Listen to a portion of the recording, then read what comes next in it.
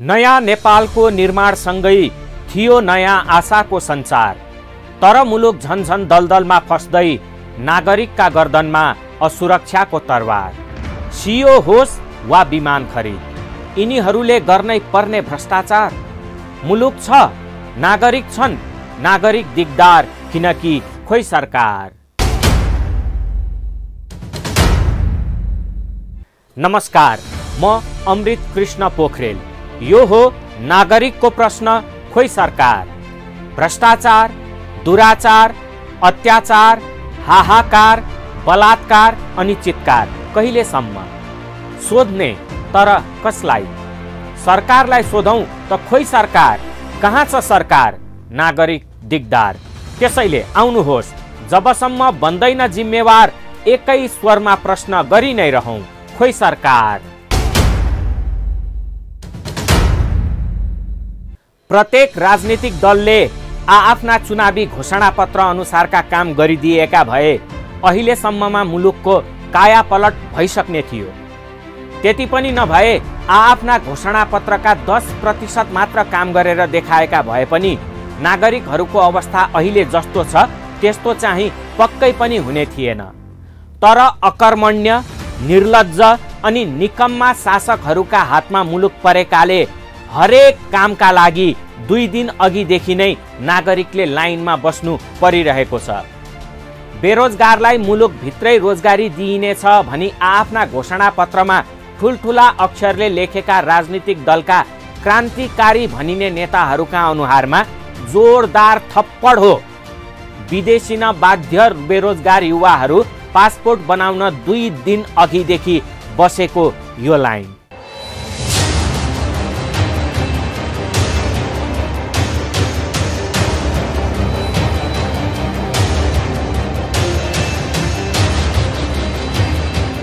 अघिपछि सधैँ निदाएर, एकअर्कालाई सत्तो सराप गरेर, एकअर्काको खुट्टा तानातान गरेर अनि मुलुक र नागरिकका हितमा एउटा सिन्को पनि नभाँची घाम तापेर समय बिताउने नेता भनिनेहरू जब जब चुनाव नजिकिन्छ तब तब झल्यास्स बिउझन्छन् अनि लागि पर्छन् आफ्ना काममा।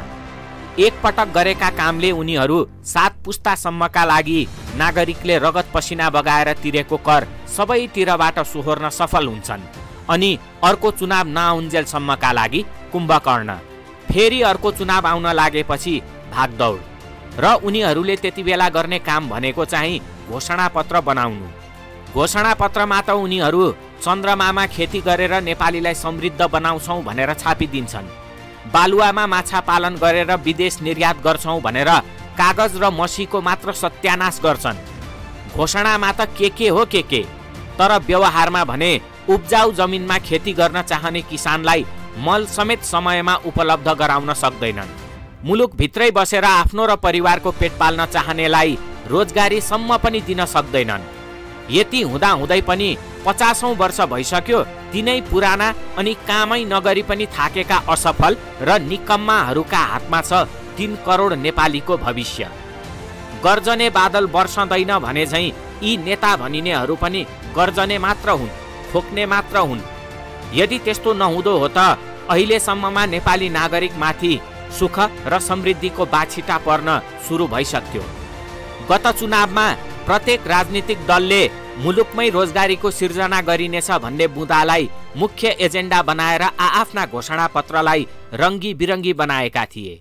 तर ती रोजगारी आफ्ना आफन्त, आफ्ना झोला बोकेर जय जयकार गर्दै हिँड्ने र आफ्ना केही हनुमानहरूका लागि मात्र हुन् भन्ने चाहिँ उल्लेख गरेनन् कुनै पनि राजनीतिक दलहरूले।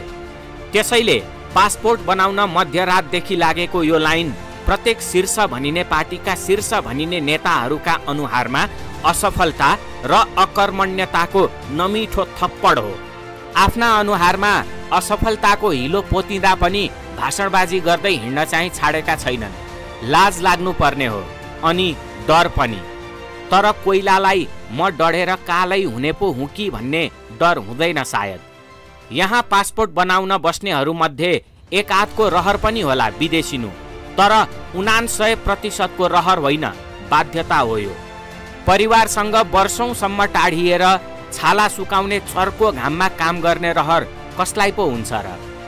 त्यसमाथि जसका अकर्मण्यताका कारणले विदेशिनु परेको हो तिनै निकम्मा र असफलहरूको बिहानीको मञ्जनदेखि रातिको मच्छर धूपसम्मको व्यवस्था विदेशी भूमिमा आफ्नो रगत पसिना बगाएर गरिदिनु पर्दाको पीडा सायद शब्दमा बयान गर्न सकिँदैन होला।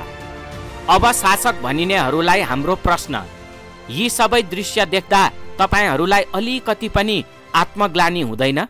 के मुलुकमा केपी ओलीलाई आई लभ यू केपी बा भन्नेहरूलाई मात्र बाँच्ने अधिकार छ? के प्रचण्डका आफन्तहरूलाई मात्र मुलुकभित्रै बसेर आफू र आफ्नो परिवार पाल्ने हक छ? के शेरबहादुर देउवाका चाकडीबाजहरूको मात्र हो यो मुलुक? अनि के माधव कुमार नेपाललाई काँधमा बोकेर हिँड्ने हनुमानहरूले मात्र पाउने हुन् रोजगारीको अवसर? अब फेरि तपाईहरू मुलुकमै रोजगारीको अवसरको सिर्जना गरिनेछ भन्ने वाक्य राखेर आफ्ना घोषणापत्र बनाउनमा तल्लीन हुनुहुन्छ होला है। बरु त्यही घोषणापत्र बनाउनमा मात्र खर्च गर्ने शक्ति त्यसको 10% मात्र लागू गर्नमा खर्च गर्नुभयो भने अर्को चुनावमा तपाईहरूले घोषणापत्र बनाउनै पर्दैन र भोट माग्दै हिँड्नै पर्दैन।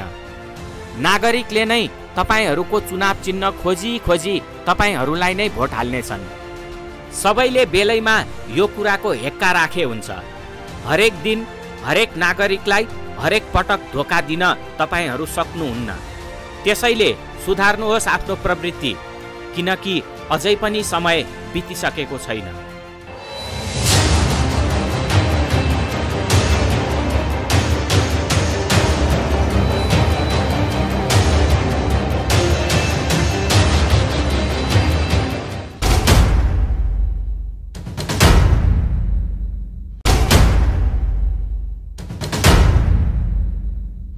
लाग्छ आई लभ यू केपी बा भन्नेहरूलाई मात्र आनन्दले बाँच्ने अधिकार छ मुलुकमा।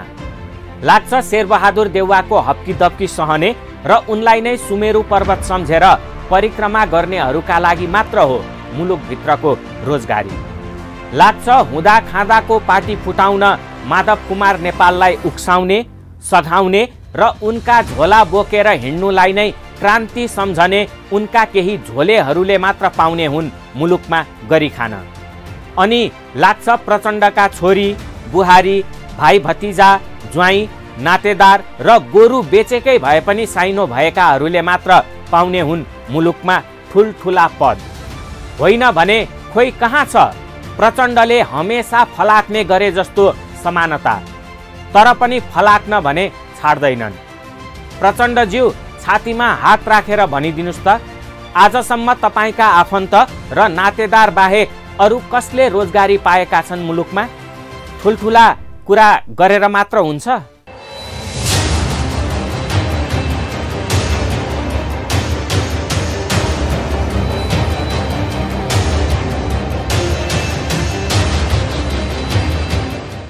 भर्खरै पनि हामीले राजनीतिक दलका घोषणापत्र र तिनमा समावेश हुने घोषणाहरू जुन नागरिकलाई लोभ्याउनका लागि मात्र बनाउने गरिन्छन् तिनका विषयमा चर्चा गर्यौं र त्यो क्रम फेरि पनि सुरु भइसकेको छ। यसपालिको चुनावमा नागरिकका आँखामा बालुवा हाल्ने कि रातो खुर्सानीको धुलो हाल्ने भन्ने विषयमा छलफल गर्न सबै राजनीतिक दलहरू आआफ्नै तरिकाले लागि परिसकेका छन्। तर बालुवा हाले पनि खोर्सानीको धुलै हाले पनि केही समयसम्मका लागि आँखा नपोल्ने बनाउन चाहिँ सबै खप्पिस छन्। चुनाव जितेदेखि आफ्नो चुनावी क्षेत्र र अन्यत्र पाइलासम्म नटेकेकाहरू आफ्नै गाउँ फर्किआए भन्दै फेरि नागरिकलाई फकाउन गाउँठाउँ छिर्ने क्रम बढ्न थालिसकेको छ। अनि उनीहरूले देखाउने मन्द विषले भरिएको ललिपप देखेर नागरिक पनि दङ्ग हुन थालिसकेका छन्। कहिलेकाहीँ त लाग्छ हामी नेपालीहरूलाई जनताबाट उठेर नागरिक बन्ने कुनै इच्छै छैन। हामी केही नेताहरूका रैती नै ठिक छौँ। होइन भने पटक पटक धोका हुँदा पनि किन हामी तिनै थोत्रा अनुहारका पछि लाग्न छाड्दैनौँ? बेलैमा सोच्नुपर्ने कुरा हो यो है। प्रचण्ड अहिलेका सत्ता साझेदार अनि जयसिंह धामीको विषयमा छिमेकी मुलुक भारतको सामु भिजेको मुसो जस्तो भएको छ भनिएको कम्फर्टेबल सरकारका एक मतियार, जसको स्वागत नागरिकहरू यसरी गरिरहेका छन् मानौ उनले नेपाललाई बनाउँछु भने जस्तै स्विट्जरल्यान्ड नै बनाइसके। उनले बाचा गरेका सबै कुराहरू पूरा गरिसके। यसको मूल्याङ्कन त नागरिकले नै गर्नुपर्ने होइन र? उनले नेपाली नागरिकका सामु गरेका बाचाहरू सबै बिर्सिएको यस्तो अवस्थामा उनलाई यसरी सम्मान गर्दा भोलिका दिनमा उनीबाट ती बाचाहरू पूरा हुन्छन् भन्ने कुनै आधार छन् र? प्रचण्डले आफ्ना अघि माइक भेटेका चुप लागेर बस्न त के सक्थे र? सुरु गरिहाले केपी ओलीको खोइरो खन्न। उनले भन्थे सधैँ मलाई यो संघीय लोकतान्त्रिक गणतन्त्र नि मन परेको छैन, मलाई यो समावेशी समानुपातिक भनेर दलित महिलालाई चाहिँ कोटा छुट्याएको नि मन परेको छैन। उनले भन्थे सधैँ मलाई यो संघीय लोकतान्त्रिक गणतन्त्र नि मन परेको छैन, मलाई यो समावेशी समानुपातिक भनेर दलित महिलालाई चाहिँ कोटा छुट्याएको नि मन परेको छैन। प्रचण्डज्यू, हिम्मत छ भने छातीमा हात राखेर भनिदिनु होला, तपाईले आफ्ना छोरी बुहारी र नातेदारलाई पोस्नु बाहेक कुन चाहिँ दलित, आदिवासी, जनजाति, मधेसी, उत्पीडित वर्ग, जनयुद्धका घाइते तथा महिलाहरूको उत्थान गर्नु भएको छ? छातीमा हात राखेर भन्नुहोस्। होइन भने माइक भेट्यो कि यस्ता हुँदै नभएका कुराहरू गरेर नागरिकका बीचमा भ्रम छर्न बन्द गर्नुहोस्। यथार्थ के हो सबै नागरिकका अघि छर्लङ्गै छ र हामी नागरिकले पनि यस्ता चिल्ला चाप्ला कुरामा चिप्लन बन्द नगर्ने हो भने हामी हिजो पनि सरकार नै खोजिरहेका थियौं र भोलि पनि सरकार नै खोजिरहेका हुनेछौं। त्यसैले हामीले विवेक पुर्याउने हो भने हाम्रा आँखामा आगामी दिनमा कसैले पनि छारो हाल्न सक्ने छैनन्। आउनुहोस् सबै मिलेर भविष्यमा सरकार खोजिरहनु पर्ने अवस्थाको नै अन्त्य गरौं।